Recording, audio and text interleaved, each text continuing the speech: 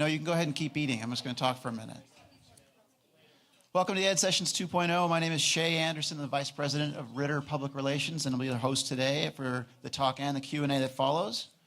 Ed Sessions 2.0 is brought to you by the J.A. and Catherine Albertson Foundation. The foundation is proud to sponsor the Don't Fail Idaho campaign, a statewide public awareness initiative to generate an informed and productive conversation about education. You can find out more at don'tfailidaho.org. I also want to welcome our videocast participants. We are videocast live at theedsessions.org. And we don't want this to go unwatched, so we archive them. If you have friends or know anyone in your school community who couldn't see today's show or couldn't get here today, you can watch them online at theedsessions.org once again.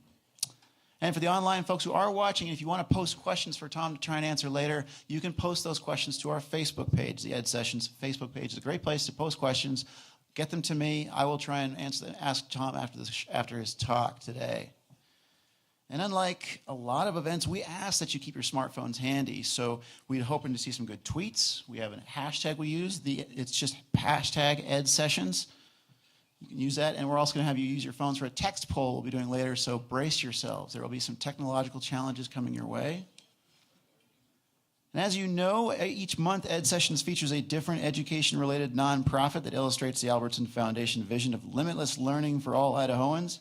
And this month we welcome Junior Achievement of Idaho, a group helping Idaho's youth own their economic success through experiential programs that teach financial literacy, entrepreneurship, and work readiness. So I'm grateful that today to help us tell us a little bit more about the group, we're going to have Julie O'Meara, the President and CEO of Junior Achievement of Idaho, tell us a little bit about it. But first, she has a quick video, and then she'll come and say a few things. So go ahead, guys. Thank you. How many times have you looked back and questioned, what if? What if someone took the time to show me? What if I were given the tools to improve? What if I outperformed expectations every day? Junior Achievement does away with what ifs and makes opportunity a reality. This should be a graduation requirement. I think this is something that should be in every school. J is an experience. In-class lessons from kindergarten through high school ensure a strong foundation of financial education, entrepreneurship, and work readiness. As an added curriculum, Junior Achievement provides a focused understanding of these skills, giving students an advantage outside of the classroom. I wish that they had this at my school and I went to a really great private school. Worldwide, Junior Achievement recognizes every child's potential to have a confident financial future. And with today's turbulent economic climate, our determination to build these life skills is stronger and more important than ever. But we can't do it alone. I think this is an opportunity to have some outside businesses get involved with kids, teenagers at an early age. Definitely giving back is very, very important, and I think everybody needs to do it. Junior Achievement relies on the sponsorship of others, whether it's a donation, a couple of hours from your week, or simply advocating our program in local schools. So stop asking yourself, what if I shared my success? What if I volunteered more? What if I made just one person believe? There's still time. Junior Achievement. Invest, involve, inspire. Julie O'Meara, everybody, thank you.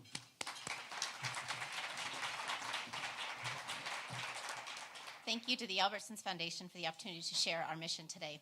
Junior Achievement is a leading organization providing economics, entrepreneurship, and workforce readiness to Idaho's youth. Two factors make our program so effective: the hands-on curriculum that makes learning fun, and the JA volunteer.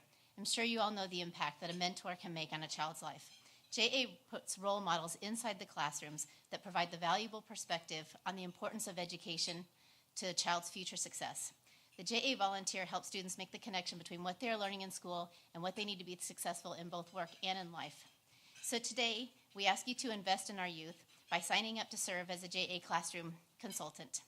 Instead of, today we'd like you to just ask yourself, what if I took my knowledge into the classroom and inspired 30 students to go on? And we encourage you to join us in empowering Idaho's future by filling out this card, and you can leave it with Junior Achievement staff that's around the room today. Thank you.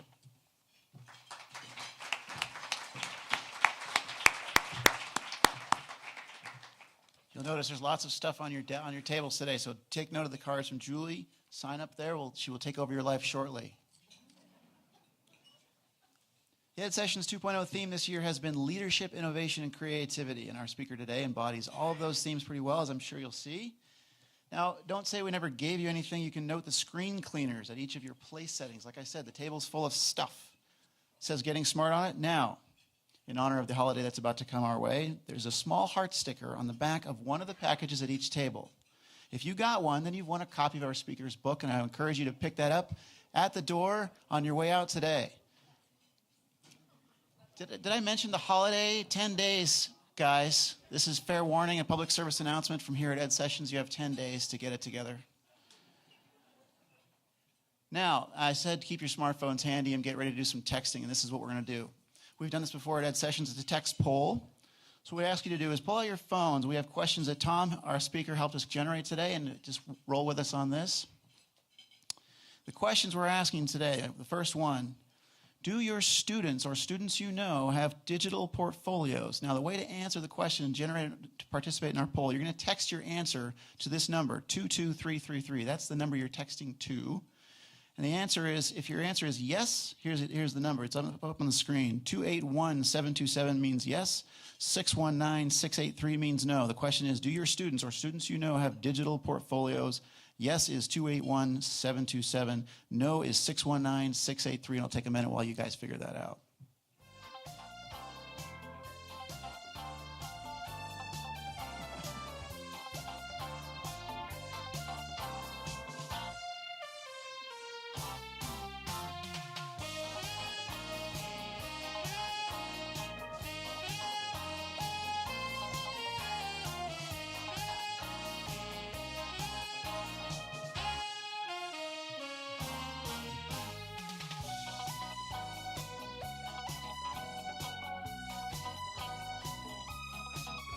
Oh, if we give this more time, the no's are going to win, so we better cut this off. But even Stephen, now I know we checked. I don't think Jeopardy's going to come after us for that, so let's go for the next one. Next question. Do your high school students or students you know have access to online courses of any sort? So again, the destination you're texting to is 22333. And if your answer is yes to the question, then the number you're going to text is 619684. If the answer is no, the number you'll text is 619685. And again, the question, do your high school students or students you know have access to online courses? Again, if it's a yes, 619684. If it's a no, 619685. Go ahead.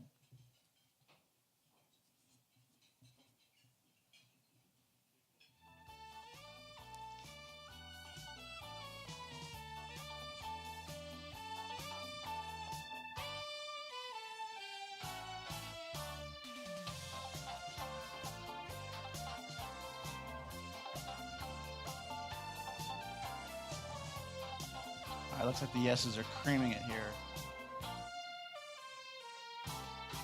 All right. I get it. I appreciate it. Thank you guys for participating in that. Some folks are a little wary of the text messaging polls, and I appreciate you guys for hanging with me on that. Let me tell you a little bit more about our speaker today and get us going with that. Tom Vander Ark, who's here with us today, is the author of Getting Smart, How Digital Learning is Changing the World, and he is the CEO of a firm called Getting Smart. Tom advocates for innovations that customize and motivate learning and extend access. Previously, he served as the president of the X Prize Foundation and was the first executive director of education for the Bill and Melinda Gates Foundation. Tom also served as a public school superintendent in Washington State, and he told me that he founded the first K-12 virtual school in the country 20 years ago, so he knows a little bit about what he's talking about today, which we appreciate. Tom has published thousands of articles, has written and contributed to 6 published books, and co-authored more than 12 white papers. He writes a daily blog for Education Week and contributes to GettingSmart.com, which makes me wonder what I've been doing with my time lately. But would you please join me in giving Tom Vander Ark a warm Idaho welcome. All right, here we go. Hi, it's good to be back in Idaho. I love the sunshine. I spend most of my time in Seattle, so we don't do this very often, so it's great to be here. We're going to talk today about what I think is one of the 3 or 4 most important things happening on planet Earth, and it's this shift to personal digital learning. And I think this is a really big deal. I think the shifts that are up there on the screen have as much potential to change life on planet Earth, i.e. contribute more to peace and prosperity for more people than just about anything else you could work on. And that includes clean tech, biotech, the spread of democracy. I mean, I think it's one of the great forces of our lifetime in terms of the potential to help more people on this planet access the sort of livelihood that we often take for granted. So I think we're living through a period of time where we have a better chance to boost the achievement of Idaho kids than we've ever had. I think in this decade, the second half of this decade, we could see more progress than we've seen in the last several decades. But maybe even more importantly, I think we could, in the last half of the decade, reach 500 million young people around the world that don't have access to good education, particularly good secondary education. So I think these guys know what I'm talking about. When you think about a blended school model, one that takes an online curriculum, maybe makes use of open content, inexpensive plastic tablets, you can sort of imagine a school model that for maybe $100 a year would serve thousands of kids in the developing world. So I'm excited about the impact potential that we have in Boise, around this country, and around the world. So you can put me in the enthusiastic column, and I've been at this for a while as a public school administrator and a grant maker. I've seen the challenges. I don't underestimate how difficult it will be, but I'm really jazzed about the potential for new tools and new schools and the difference that can make. So that's what I'd like to talk with you about today. I wonder if we could just take 5 minutes and build a list of all the different ways that you can think of that we could help individual students sort of customize their own education. So Blossom, are you going to help me? All right, so let's just make a list of 10 things that we could do. I know Mike and Jason can. Go ahead, Blossom. I'm pointing to the superintendent. So give us what's one way we could customize learning? I think I got it. Well, blended learning is what we're working on. So we're trying to create blended classrooms and that opportunity so that kids have the opportunity to go and create and to use both technology and how would using technology, how would that personalize learning for a kid? They're able to take the research that they would like to go and discover and go after it and add it to whatever it takes. Okay. So one aspect would be sort of going deep in an area of particular interest. Let's get Mike and Jason too. They know something about this space. Jason, how do you think about what's on the top of your list in terms of how you could personalize learning? No, I think something that's adaptive enough to meet the student where it's at, where he or she is at, and take them at their pace, at their level, right, to where it is that they're trying to get academically. So adaptive learning is, I think, a huge opportunity set. If you think about all the casual games that kids are playing now and how that adapts, it calibrates difficulty so it's not too hard so that it frustrates, and it's not too easy that it bores kids, but they automatically calibrate. That's what creates that addictive nature of casual games. And adaptive learning systems that combine adaptive assessment plus targeted instruction, I think, are really, really powerful. Mike, what would you put on the list? I think the shift towards more of a competency-based model, right, actually focusing on, letting the students predict or determine more of the how, right, and having a common what on what they're going to achieve, right, with the competency-based model, but having more dynamic ways of showcasing what they know, I think is a good way to do that. So I call that a show what you know environment, that kids don't move on just because they got a year older, but they progress based on demonstrated mastery. Linda, what's on your list? How could we personalize or customize learning?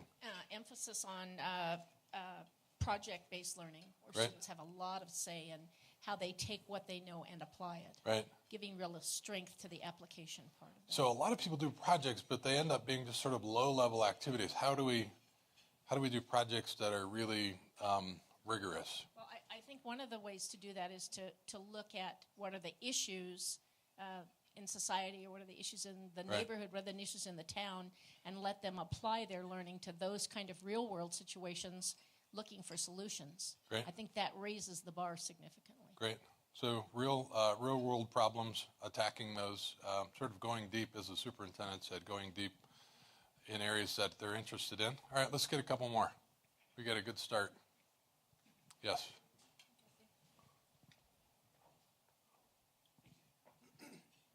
I think, too, that we need to not necessarily forget about the teachers that are in this whole kind of paradigm as well.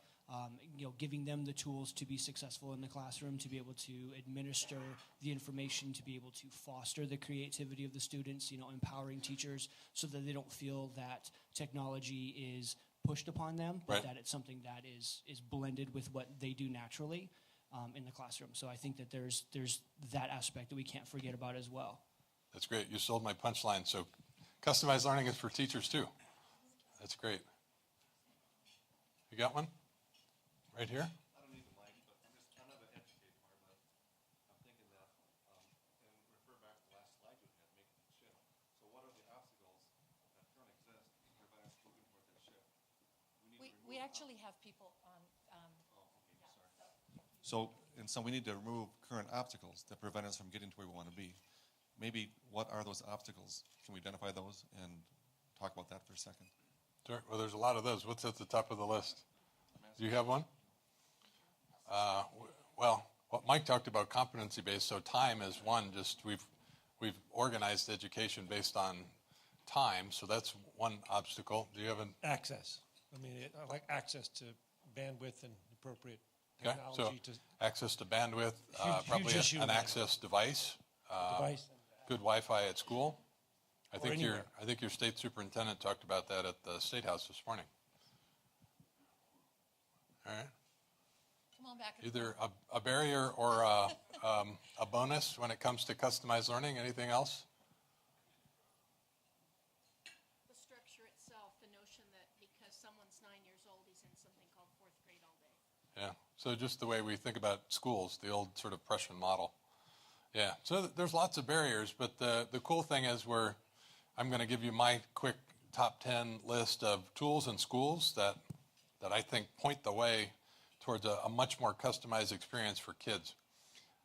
My first favorite example is what Linda described, project-based learning, and I think High Tech High in San Diego is probably the best example. I think it's the MIT of public schools, and they just do a great job of engaging kids in really interesting projects. Linda, you talked about issues in the community. We have kids studying the watershed in San Diego, and they publish professional quality books. Jane Goodall and E.O. Wilson have written the foreword to the books that they publish. So real work connected to their community, published at a really professional level. The cool thing about High Tech High, it's also the best art high school that I've ever visited. So they really do engage kids across the curriculum. I also, this top 10 list is in a blog on Getting Smart today. So if you're interested in the links that I'll talk about or the schools that I'll talk about, you can find them on gettingsmart.com. And I mentioned at the bottom the link to, we just released a paper called Deeper Learning for Every Student Every Day, and it's a profile of 20 really great deeper learning schools that are, as Linda said, project-based. So that is a great resource to learn more about schools, lots of different kinds of schools, rural schools, urban schools. Some are charter schools, some are district schools, so a great array in a publication called Deeper Learning for Every Student Every Day.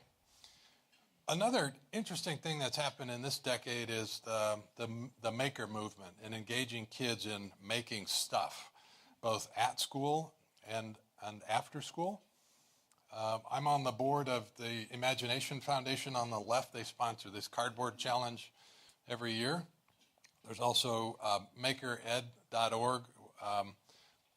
There's a lot of interesting maker resources that are out there. There's also robotics clubs, First Robotics. Some of your schools are are part of that. So I'm excited about all the engagement in terms of getting kids to make stuff. Here's a high poverty school in Las Vegas. It's on the north end of Vegas. It's a school that focuses on science, math, technology, and the arts. The kids grow stuff in a set of raised beds around the school. The library is crowded with stuff that kids have made. I call it a component school because they use a platform that I helped start 5 years ago called Edmodo. And they have grade level teams that pick out apps that they're going to use and agree on projects that they're going to engage the kids with. So a distributed leadership model using mostly tablets, lots of different apps. You can find them all, but if you just Google Bracken STEAM and look at resources, you'll see the 200 apps that they use there. At the high school level, this is a high school just north of Salt Lake City. It's at an applied technology school, so kids will spend half their time in an online curriculum like you can get from Mike or Jason, and half their time in on-the-job training. So a really interesting applied place for high school kids to learn. Mike talked about adaptive learning. Adaptive learning has really matured in the last 10 years, and it's good enough now that I can unequivocally endorse kids spending at least 120 minutes a week in one of the adaptive learning products. So iReady is K-8, reading and math.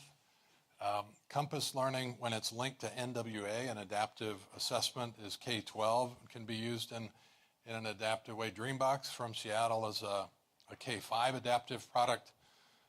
Reasoning Mind in the upper right is K-6. It's a nonprofit in Houston. And then a middle grade math game company is there on the lower right, Manga High. It's one of the companies that I've invested in. A couple more examples in this space.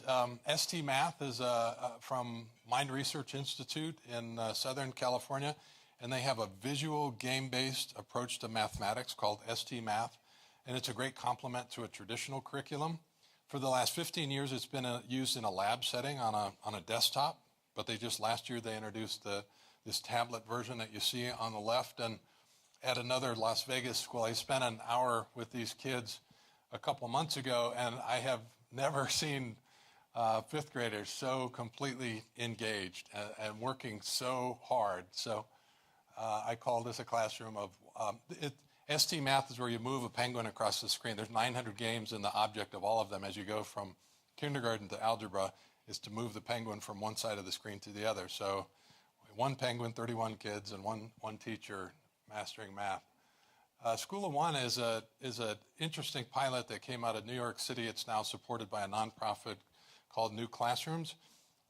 The big double block room, double block period, and a double classroom has a group of teachers working with kids in about 8 different stations. My favorite station is the one in the front. It's small group instruction with a teacher. And the magical thing about that small group instruction is that every kid has demonstrated last night in an assessment they took before they went home that they're ready for that lesson in that modality on that day. So think about the gift to a teacher, right, to have 8 kids that are ready for that lesson in that mode on that day. That, you talk about a sense of efficacy for teachers, really feeling like you can really be successful. So that's a combination of predictive algorithm and dynamic scheduling that can create that. And so when I go into a blended learning classroom, what is really cool is that if you have really good courseware, maybe it's adaptive learning, maybe it's a set of performance tasks where kids can work autonomously, and you can buy the time for a teacher like this to work with a small group of students.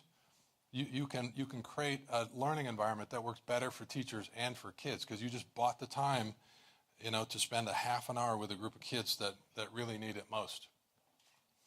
I'm really excited about comprehensive learner profiles.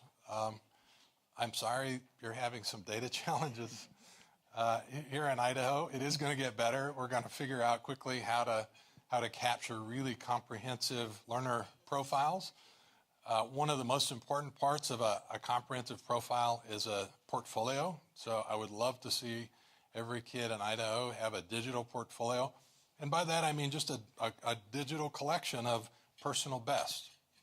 So where they can collect stuff that they're really proud of, that exemplifies, demonstrates their learning. Mike talked about a competency-based environment. That's where kids show what they know. So on a regular basis, they're collecting their best work and often sharing that with people that care about them and their learning.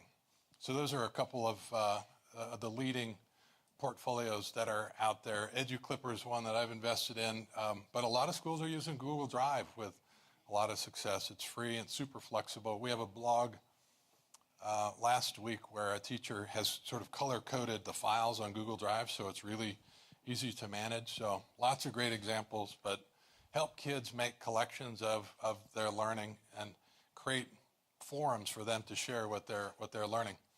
I love big blocks of time. I think you have a chance to be much more creative.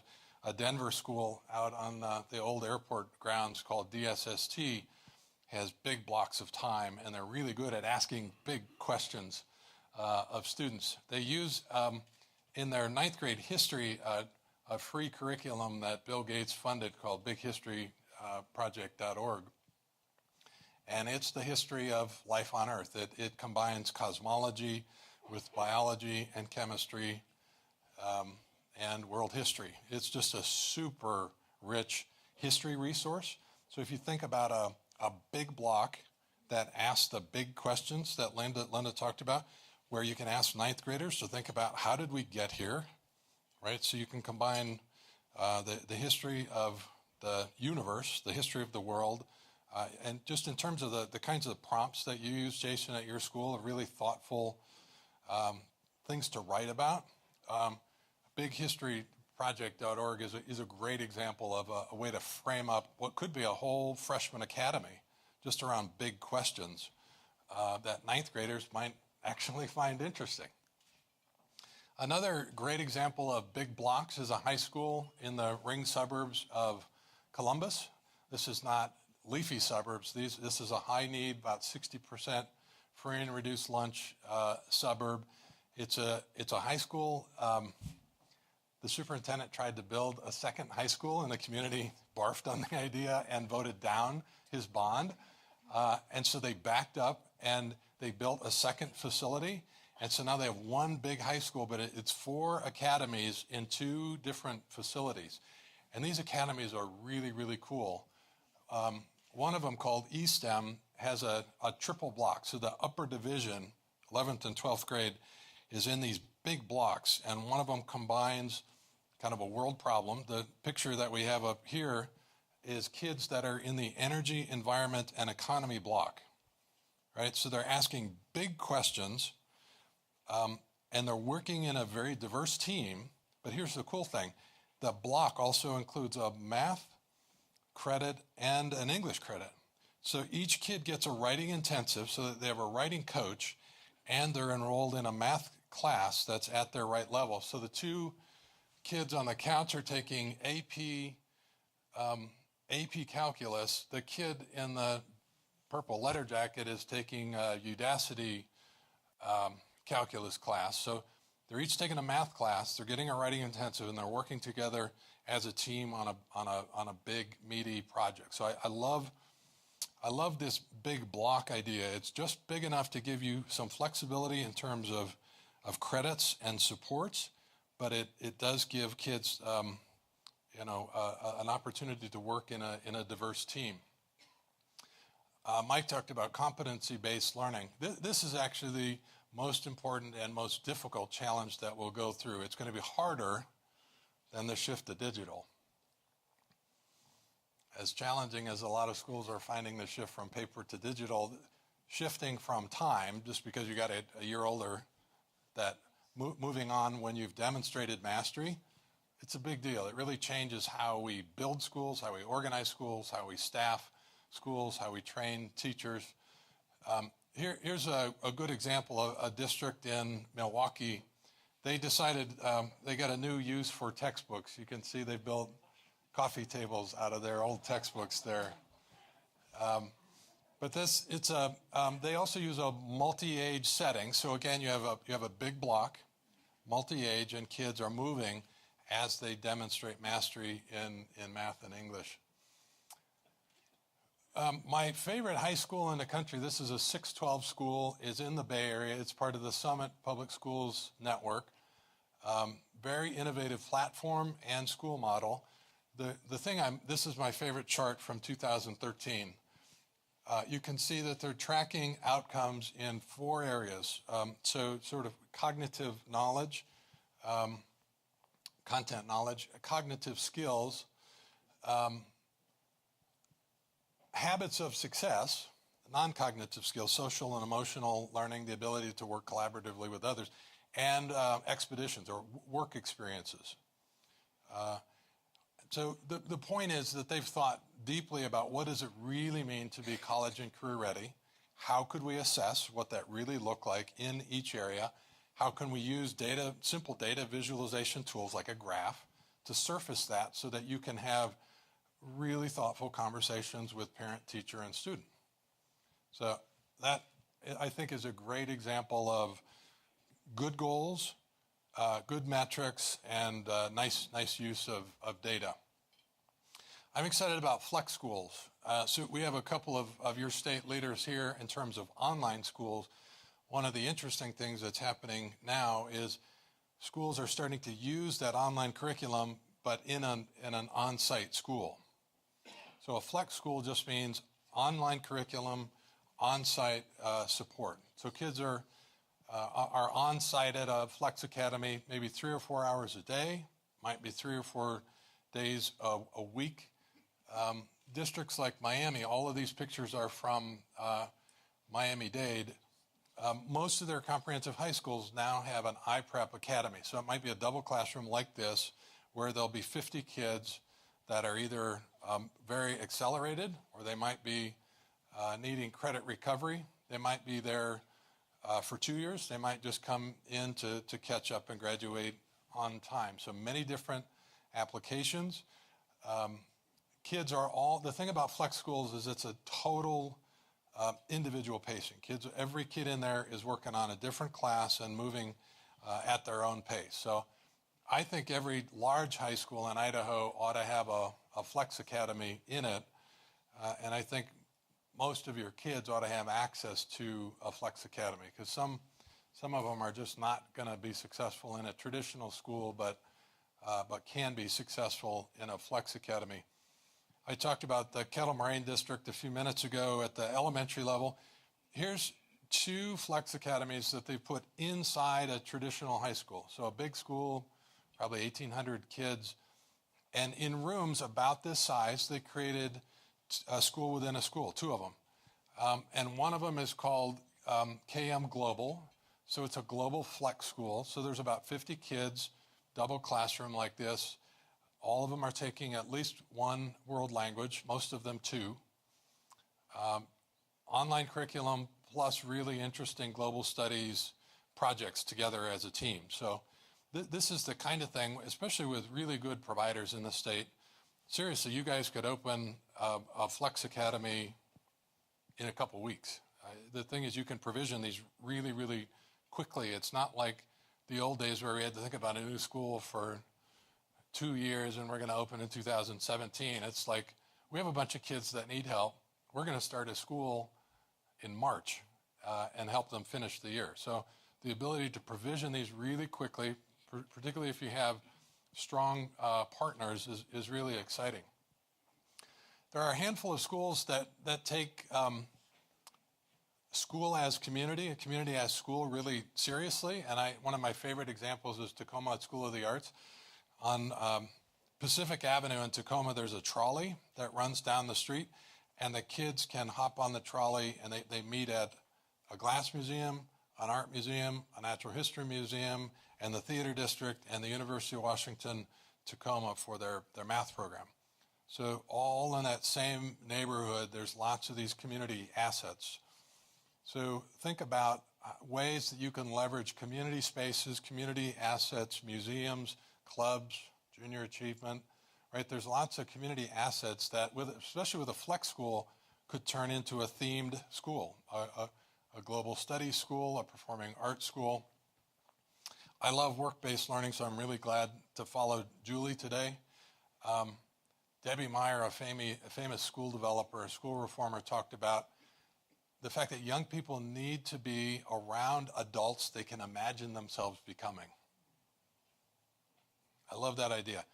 They need to be around adults that they can imagine themselves becoming, right? The I want to be someday. And as important as it is to have a role model, right? Somebody that you can emulate, it's also important for kids to figure out what they don't want to do, right? So work-based learning and career exposure opportunities is as much about weeding stuff out as it is, I'll give you a story. My dad is a neurosurgeon, right? So I was supposed to be a neurosurgeon or a preacher, one of the two. It was like really clear from an early age. And so he got me this job at a rehabilitation center. And it was awful. I thought I was going to die, right? He got my friend a job in the morgue, so that was even worse.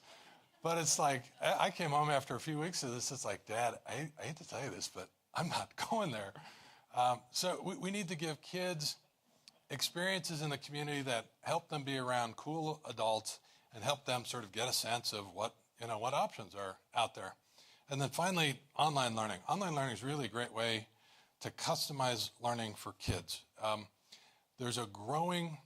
Online learning is growing by about 50% a year. I'm on the Online Learning Association board. The biggest growth is by school districts. Now, most school districts are now really fully incorporating online learning. They're either creating their own classes or they're working with guys like Jason or Mike to offer classes. And we're seeing most high school kids now being offered, just as you showed, at least some access to online learning. The cool thing about it, particularly for upper division kids, the 11th and 12th graders, they should have access to every AP course. They should have access to lots of world languages. They should have access to 100 really interesting elective courses. Those all can be taught. Great content, great teachers for less money than you're spending on them now. So schools can save money, give kids more options, reinvest in the core curriculum, right, in pre-algebra and algebra. And it can be a terrific way to extend the reach of a great teacher, right? So if there's a great physics teacher, why is that teacher only teaching 100 kids in a school? They could be teaching 500 kids working for Jason, right? So it's a great way to extend the reach of teachers. It's a great way to create options. It's a great way to sort of reinvest in what matters most in a really great core curriculum. The other exciting thing is in the lower left, there's a little kid online. He's taking speech therapy with a company called Presence Learning. And it's turned out to be a terrific option for kids. Kids exit therapy quicker. Therapists love it because they can work anytime, anywhere. Districts love it because it costs less and they can schedule it. So if you're a rural school in northern Idaho, the ability to just dial up a great speech therapist, that's such a gift. So it's these kinds of tools that I think are really customizing learning for kids and, my punchline, improving working conditions and career options for teachers. We wrote a paper with that title. You can find it gettingsmart.com/resources, and you can find, or if you just Google improving conditions and careers, you'll find that. Or if you just download this free ebook called Navigating the Digital Shift, it's in there. This is a free ebook, thanks, I think, mostly to the Gates Foundation, who the Blended Learning Implementation Guide is in there as well as a bunch of policy papers. So take a look at that if you want to learn more. But personalized learning is for teachers too. I'm on the board of Bloomboard, which is a teacher development system. It's a free evaluation system that has an individual learning plan for every teacher, and it can connect to lots of different online resources. So teachers ought to have a development plan with just-in-time resources that they can access anywhere, anytime, and then they ought to have really great team-based learning opportunities. So I'm excited about the potential to make this profession much more interesting, much more collaborative, and much more rewarding for teachers. So you can tell I'm excited about where this is all headed. Here, just in closing, let me just sort of frame what's next, particularly in regards to this idea of customizing pathways for kids. We've seen an explosion in the last decade of interest-based learning, right? There's all these new sites. Coursera is a company that my fund, we helped lead the last round of Coursera. There's now 6.4 million people taking 601 free courses from 108 universities. So you think about that. This happened in the last 18 months, that there's 6.4 million people accessing these extraordinary free courses from the best professors in the world. Another company that we invested in is called Udemy. There's now 2 million users on this, the biggest marketplace that gives 8,000 teachers a place to teach anything, statistics or Spanish, guitar. So there's all these really interesting anywhere, anytime learning opportunities. So as institutional leaders, school districts and higher ed, I think there's this interesting new question about how do we take the best of, I call it for me learning, the interest-based learning that is sort of anywhere, driven by interest, super flexible in terms of conditions. How do we take the best of that and acknowledge that there's some stuff that kids need to know and be able to do? We want them to be able to read with comprehension, to write with clarity. We want them to be able to attack big problems with algebraic thinking. So how do we hold on to a set of standards and to encourage more high engagement, high persistence, interest-based learning? So I think designing schools that do a better job of embracing the paradox of both, for me and for degree, is really interesting. So I think that's where the future of blended learning sits, is smack in the middle of those two, and sort of embracing high engagement, high personalized learning, but acknowledging that there's really important stuff that kids need to know and be able to do.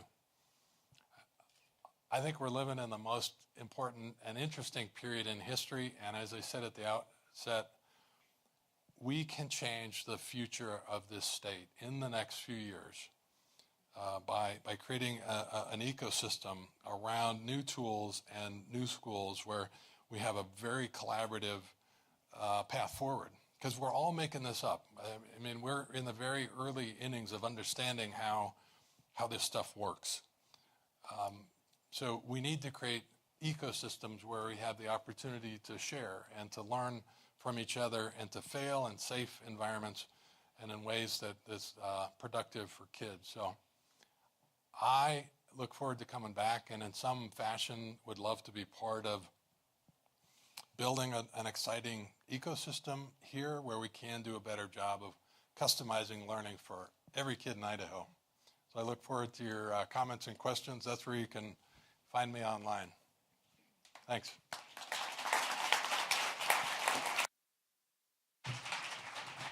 Thank you, Tom. Now, I know everyone was scribbling as fast as I was. He's got a lot of stuff to put down. So let me remind you, after the luncheon is over, we will send everyone who registers an email with some resources, some website links, and some other things that Tom has mentioned today, which includes a long list if you looked at the screen while he was talking. We're going to take a few minutes. There are cards on your table to write questions down. Staff will be wandering around. Bring them to me. I'll try and get as many of them answered as I can in the time that's given to us. I also want to make sure I do another shout out to thank Julie O'Meara from Junior Achievement for coming today. So write down some questions. We'll take a few minutes. I'll be back up here in a minute to take those questions. We'll get them answered by Tom. Thank you very much, everybody.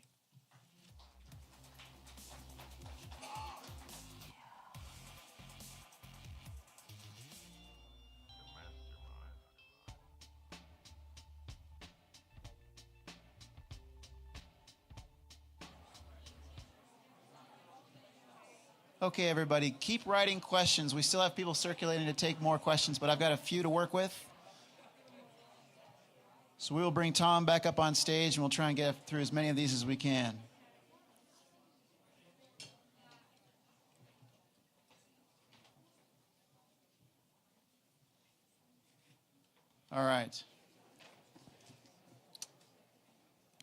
Tom, here's the question I think that was on a lot of people's minds that I like the way this person just went right to it.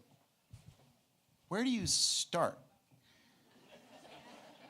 And what is a beginning first step?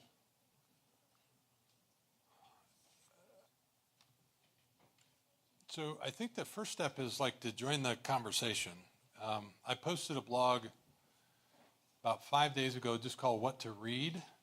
So make sure you are plugged into the folks thinking about next generation learning. So that would be the first. So sort of plug in.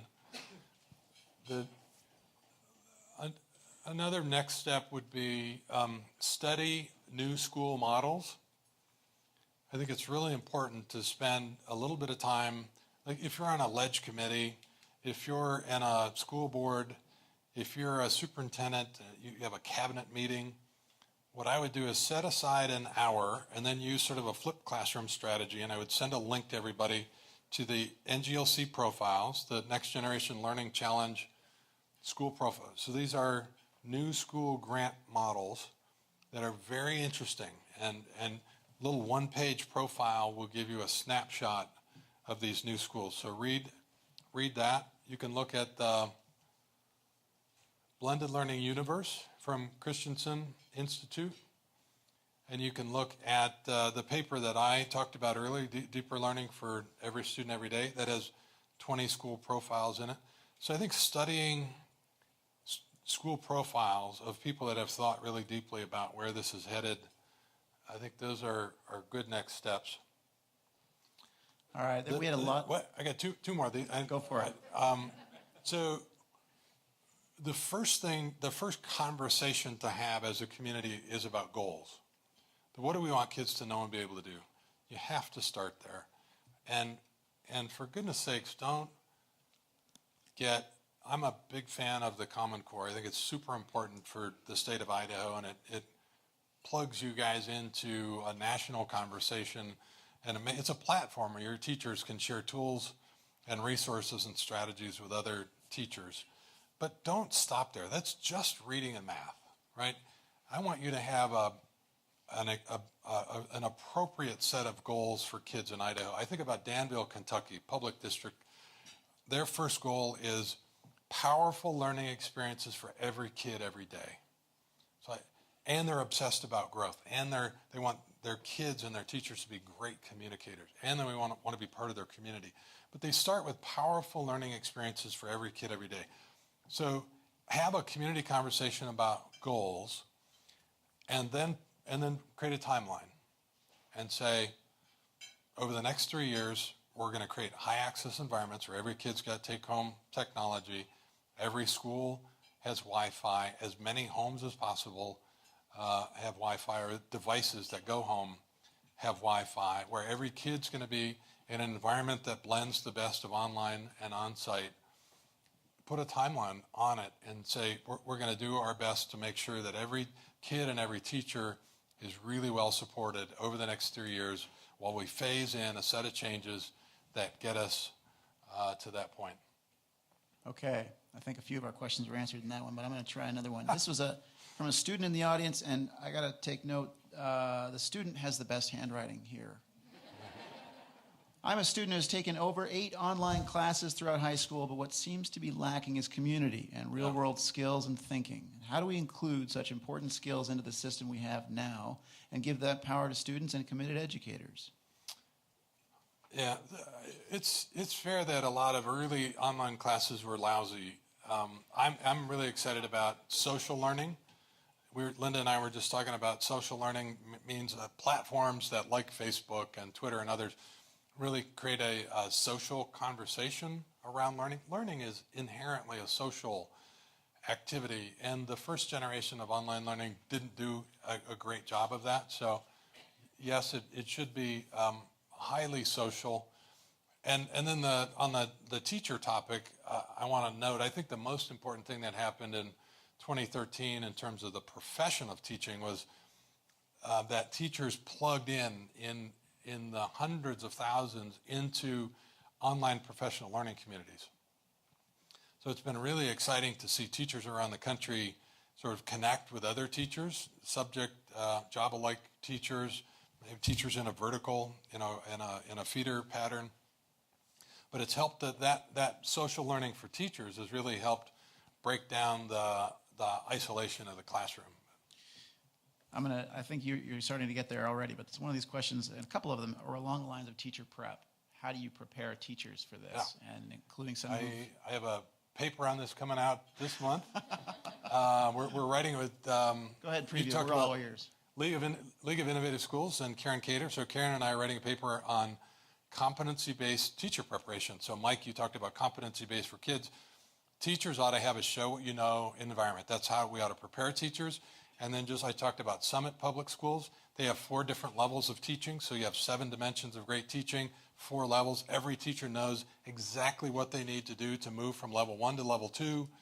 They earn the right to take on more leadership responsibilities. They take advantage of 360-degree evaluations, where they're taking feedback from a lot of different sources. So it ought to be competency-based, and teachers ought, before their license and to retain their license, ought to be able to demonstrate their mastery, and that ought to earn them more money and more opportunity for impact. Okay, the money question. Let's go to that area. In Idaho, a lot of teachers, this is a question here, says a lot of teachers are writing grants themselves to get the technology. How do we scale up and make these investments statewide?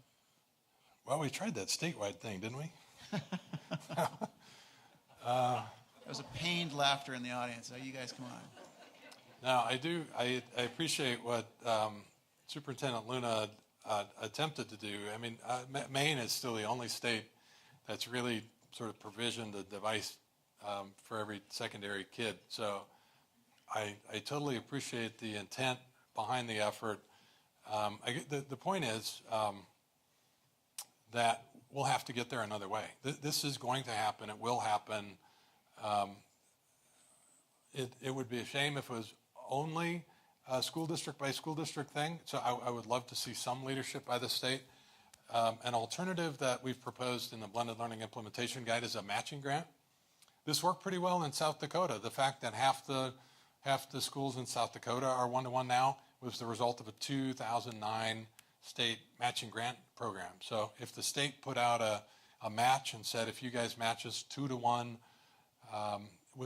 to create a high access environment over the course of the next 2 years, you'd see half the schools in Idaho flip. So the state doesn't have to pay for it all. The state can create a vision, create a timeline, and at least contribute a portion to the transition.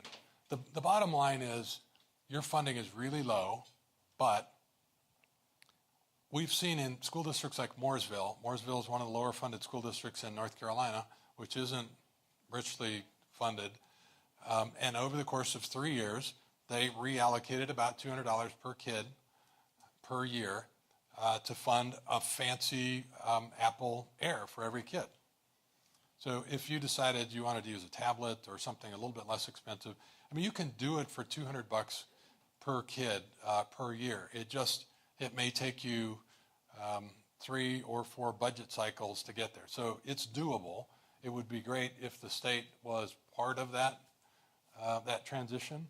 I think it's really important for whoever your next state superintendent is to be a leader in that conversation, and in a couple ways, help the legislature put a stake in the ground and say, after this date, all the testing is going to be online, all of our instructional materials are going to be online, and we're going to make at least small contributions towards better access. Broadband, super important. State plays a big role there as well. Need to make sure that at least every school is connected, and then partnerships between the state, providers, and school districts can help improve access for every kid. Well, as is typical here at the Ed Sessions, we have a crowd that could probably take care of this. I notice we have Treasurer Ron Crane here in the audience, leaders from legislature and school districts. We could just do this right now if you wanted. Let's get her done. Let me ask a question that's probably on the minds of a lot of parents. When you went through a lot of the apps that were suggested, here's one. How do you keep this type of learning system systematic and high level versus, quote, oh, that is a really cool app, kids love it and hit and use it, but it's actually garbage and they're missing instruction? Yeah. That's a good question. There's probably people here that have a better answer. The challenge is it's more important than ever to be a parent. It's really important to monitor what your kids are doing online. Technology is an amplifier. It will make good parents better. It will make bad parents worser. Parents that aren't monitoring what's going on online, they're definitely not learning. At least they're not learning stuff that we like them to learn, right? So I think managing the time online, limiting the time online, and managing the time online, particularly K-8, is super, super important. So more important than ever to be a great parent and to know when to turn that thing off.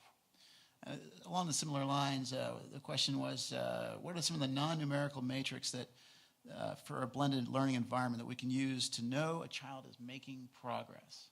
And I think we're trying to get beyond testing, more about other ways of finding this out.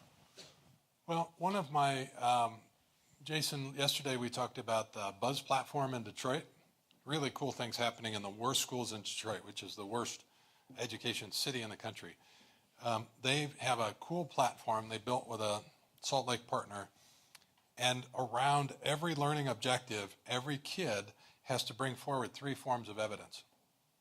One of those might be like an end-of-unit quiz, but one of them is an open-ended, might be a piece of writing or something that they made. So the kids sort of own the outcomes that are important, and they collect evidence, variety of forms of evidence. So I like that idea, and I think if we move more towards a merit badge system where kids knew that they were responsible for hitting a set of targets and that they had to bring forward evidence of their own learning, that we should engage kids in this challenge as well.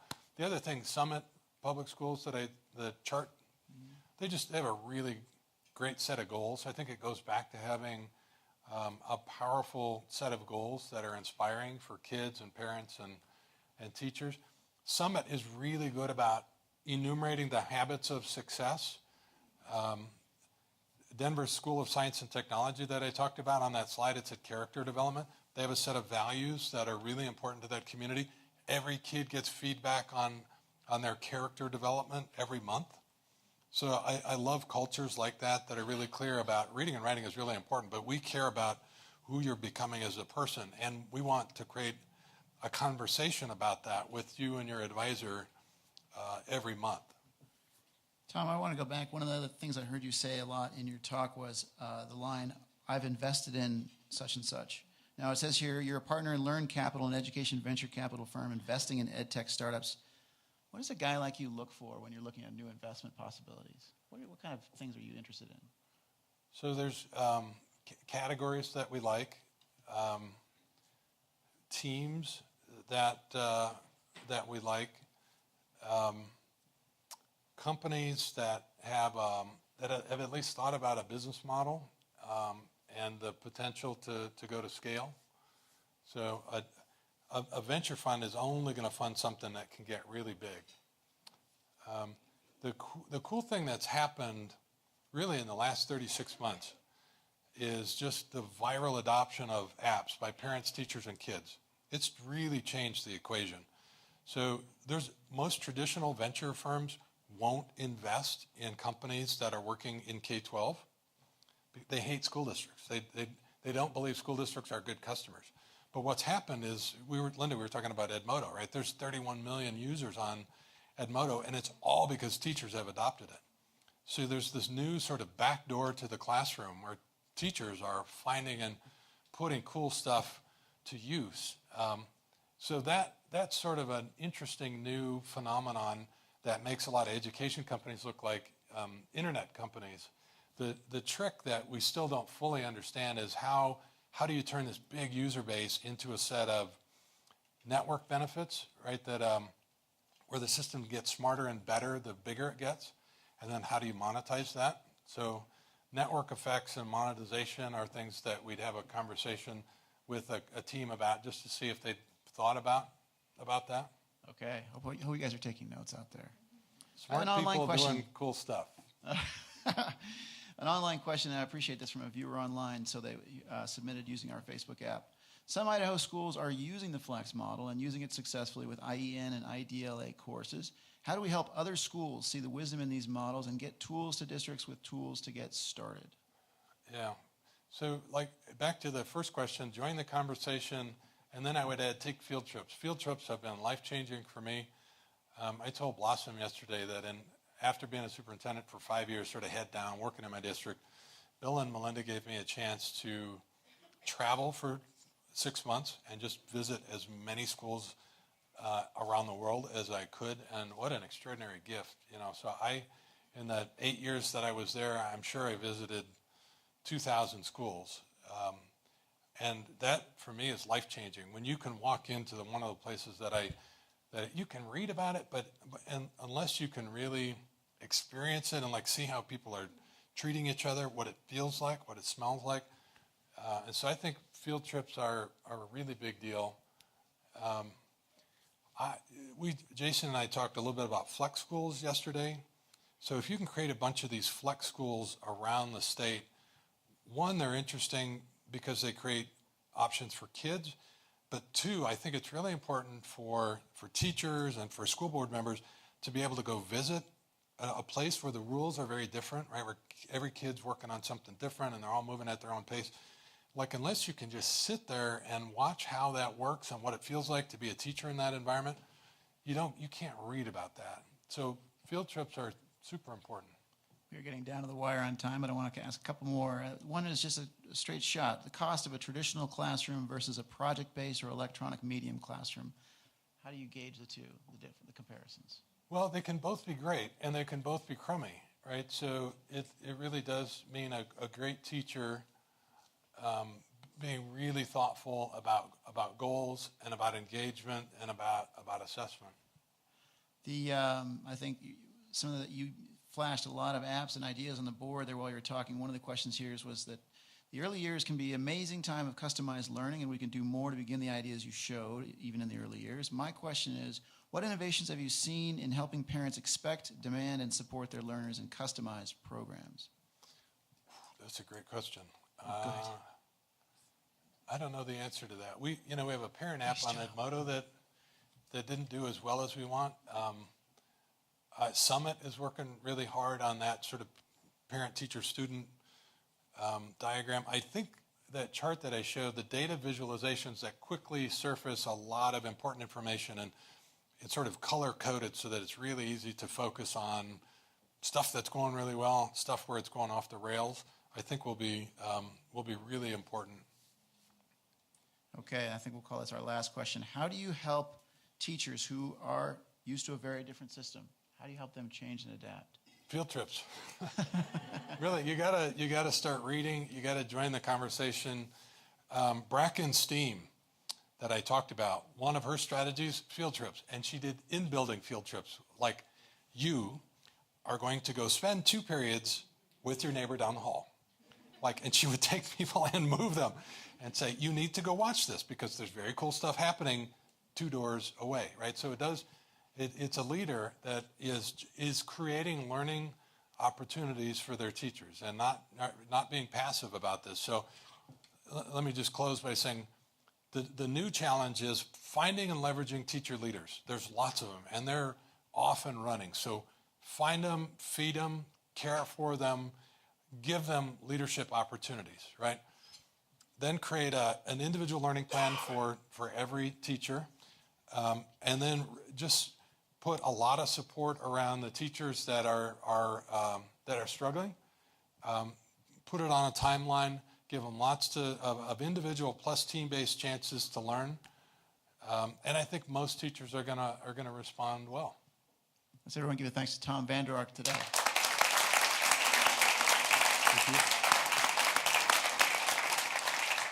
That wraps up today's Ed Sessions. So you can join us next month. Jean Allen from the Center for Education Reform will help us answer the question, what if parents reformed education? And also, I want to remind you to watch for an email from us today. We'll send you some links, some more resources about what Tom had to say, which was a lot. I also encourage you to go to gettingsmart.com, Tom's website, where there's more than you can believe in terms of information. Thank you to Junior Achievement for showing up today. Julie, nice job. I appreciate you coming with us today. We are adjourned. Thank you.